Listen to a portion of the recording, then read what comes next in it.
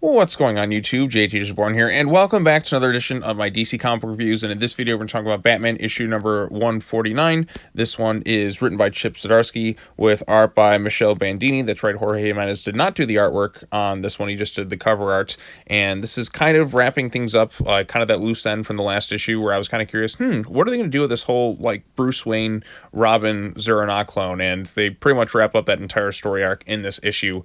We also got some news yesterday. I haven't made a video on it just yet, but found out that Joshua Williamson is officially going to be leaving the Batman and Robin book in September, as well as the Green Arrow book. So in October, we get some new creative teams, and it feels like that's going to be the case for pretty much most of DC's books, but I'm very kind of nervous and concerned for who's going to take over.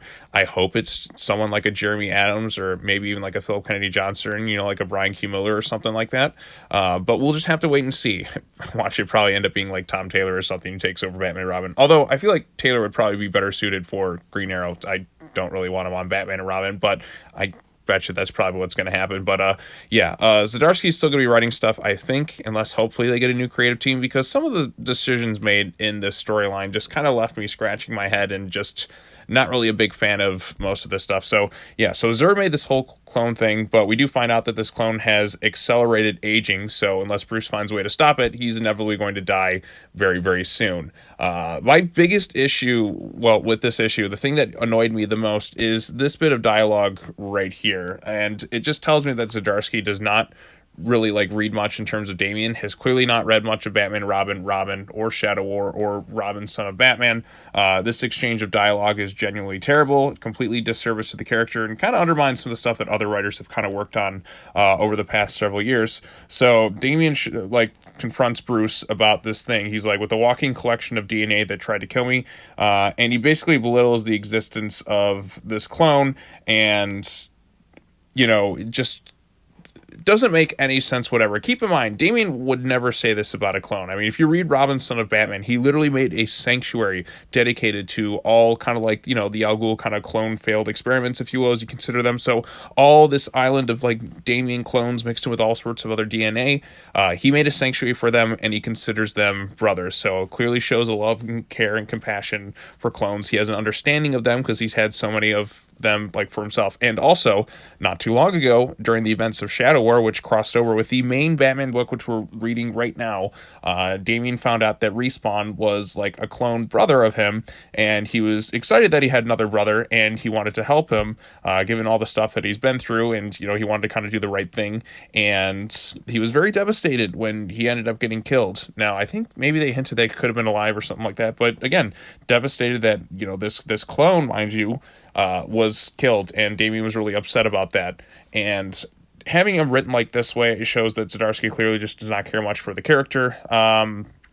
Just complaining oh, it's just some lab experiment. What are we doing here?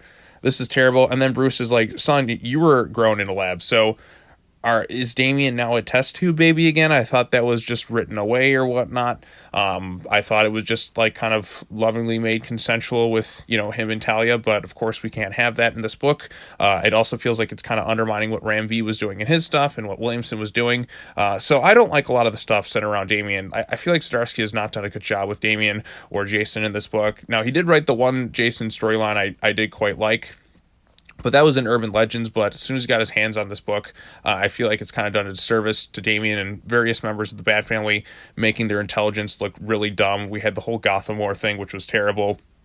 I'm just waiting for new creative at this point. Didn't really care much for the Zero thing. It's just not been great. So Tim goes off with Bruce to kind of get some stuff, and I feel like this issue with this whole clone thing, it's just written in so Bruce can kind of get his hand back, because we spent all this time oh, Bruce lost his hand. Well, how's that going to affect the other titles? Well, actually, this clone is rapidly aging, mind you, and so he eventually kind of is going to die.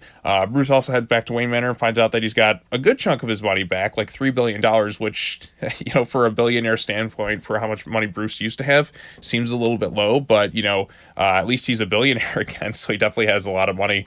And then, of course, the clone gives his hand up for him because the clone is rapidly aging. He knows he's going to die. Although, wouldn't that mean the hand is also kind of rapidly aging? So wouldn't it be kind of weaker, even though he's giving it back to Bruce? I don't exactly know. It's just kind of something I thought of. So even despite all the different technology, the clone, of course, is aging at such an alarming rapid pace. They have a nice little conversation, and eventually kind of passes. If we actually spent time with this clone, I would have probably felt a little more sympathy, and it would have been more emotionally resonant. But because the way the clone's kind of introduced and just kind of brushed aside, I feel like we just wasted a ton of potential.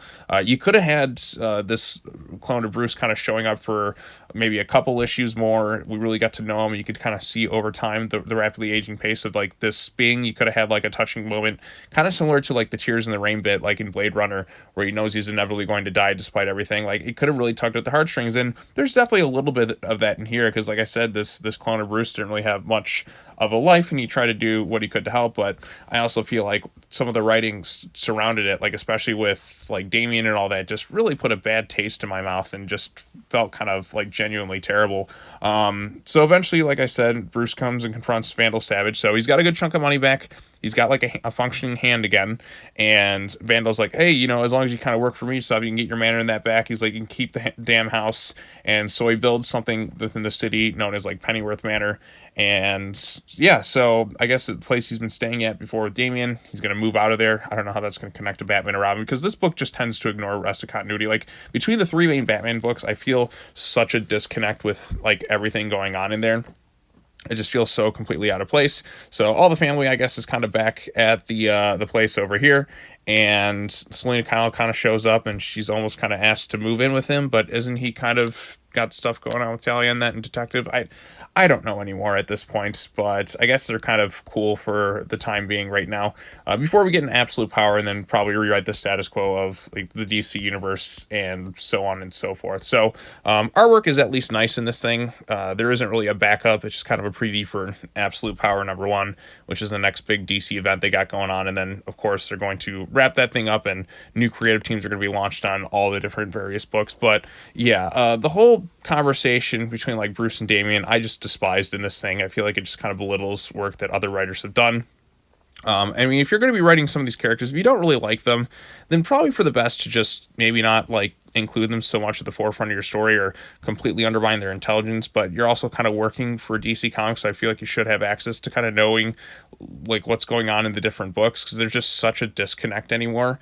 And plus, like I said, the whole hand thing with Bruce losing his hand. Okay, well that's kind of wrapped up here. How do we do this? Let's introduce this clone and just kind of give him his hand back. What was the point in doing that?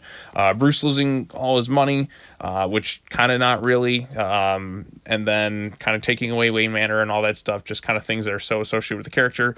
Now he's kind of got a good chunk of it back, not all of it. The Fox family, I believe, still kind of had that post-Joker war, but I mean, he's got a few $1 billion, but he still doesn't have Wayne Manor back.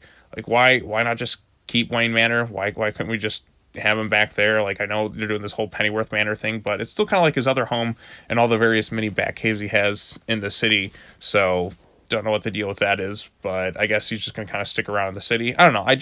I miss Wayne Manor with the Batcave and all that. I feel like it's been a few years. We could just go back to it and just kind of keep it there. There's actually like some like it's not like it's burned to the ground. Just some other jack off is just kind of living there because the Bat family was too stupid to keep an eye on his house while he was kind of out of commission. You know who would have made sense to buy it? Dick Grayson, especially since he's a billionaire now, right? Remember that? But no, like when Bruce is in this coma, nobody just kept an eye on things because they're stupid. But yeah, that's my main takeaway with this Batman run. Like, so many of the characters are written to be dumb. Bruce has not been like the best parent. He kind of learns the same stuff over and over and over again. But there at least is some nice artwork here. And like I said, I feel like if there was a better build up to it, I would have felt more when this clone kind of passed away. But just kind of introducing them just to kind of die right away, it just didn't like leave as much of an emotional impact as I think it potentially could have. Like I said, there's still kind of a nice bit, like and kind of a nice tragedy to it, where this thing was just kind of bred to kind of die almost immediately. So there is kind of a bit of sadness within that, like kind of this tragic life. But I feel like if we actually spent a little bit more time, then it really would have kind of hit that emotional gut punch I think they were kind of looking for. So there's a few decent elements to it. It's nice to see the family kind of together and all that and not necessarily fighting.